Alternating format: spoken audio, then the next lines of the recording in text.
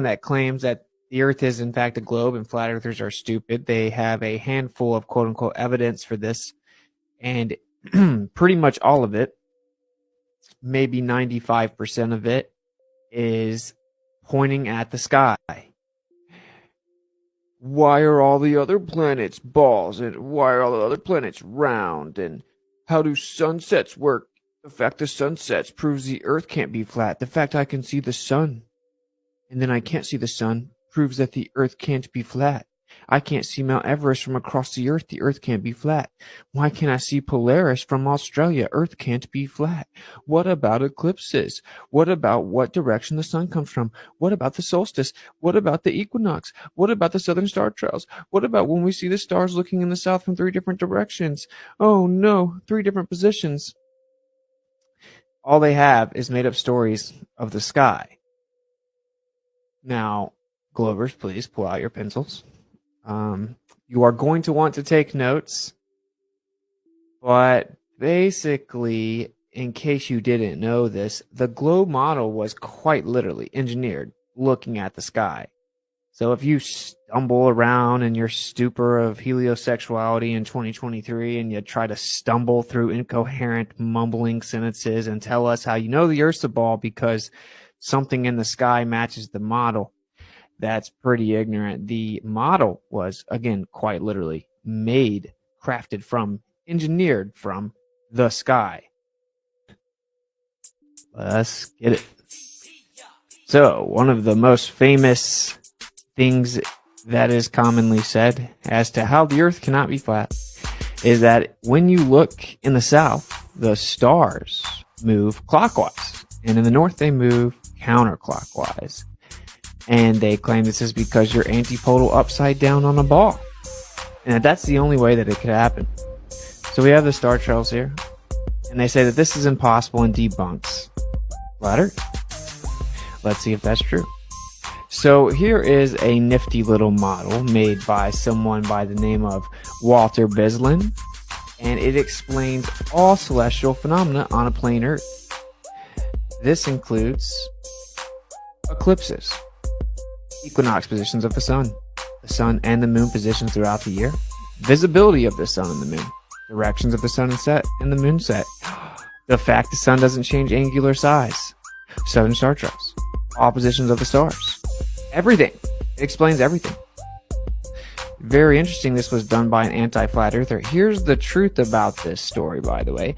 He worked on this for a long time trying to debunk flat Earth. He found out he really couldn't once he took the azimuthal grid and put it on the flat Earth. So he kind of just gave up and said it would be impossible because light would have to bend. Okay, so let's look at some of this so you guys can start to get an idea of it. So this is, of course, a local sun and moon moving over top of a plane Earth. Of course, the sun would not light up the entire Earth. That's ignorant. Yep, has a radius of light. And there's something called attenuation of light. Light does not travel forever. That's an insane, absurd claim. So, seems pretty simple concept here. Let's move on. So you have what's called an azimuthal grid of vision. You can only see so far. You have a limited view in all directions. 360-degree field of view. And this is what we see the world through the lens of our personal, people have coined it, dome. More specifically and more accurately, it is an azimuthal grid of vision or observability. Azimuthal grid of vision. We will cover what that means. So here's another depiction. As you can see, we view the sky through this azimuthal grid. There's Polaris at the correct angle relative to that latitude as the stars move over top. Now, of course, the stars can in fact be a plane over top of us. In this beautiful masterpiece that is the Walter Bislin Flat Earth Dome model. Shout out to Walter. Thanks, Walter. You can actually make the stars be a parallel level plane over top of you.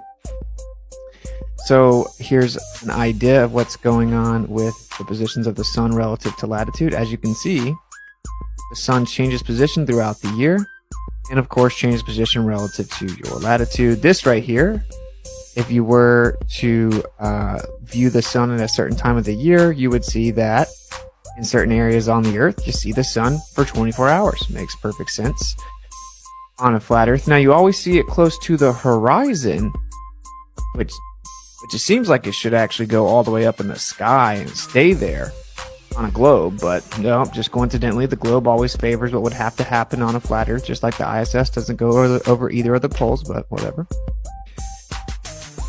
I don't know which one we skipped, but it'll be okay. So here's just a basic part of the model, and now later I can pull the model up and go through it and kind of show you more hands-on, but I threw all this into PowerPoint. So you get a basic idea. We have a dome, potentially over top of the earth. It actually seems like a layered magnetic field.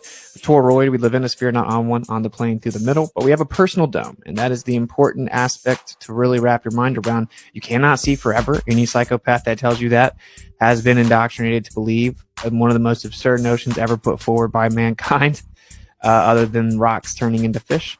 So you cannot see forever, and we have curved eyes, curved retinas. We, of course, see in curved visual space. We have a limit to our perspective. We can only see so far, and we have a 360-degree field of view.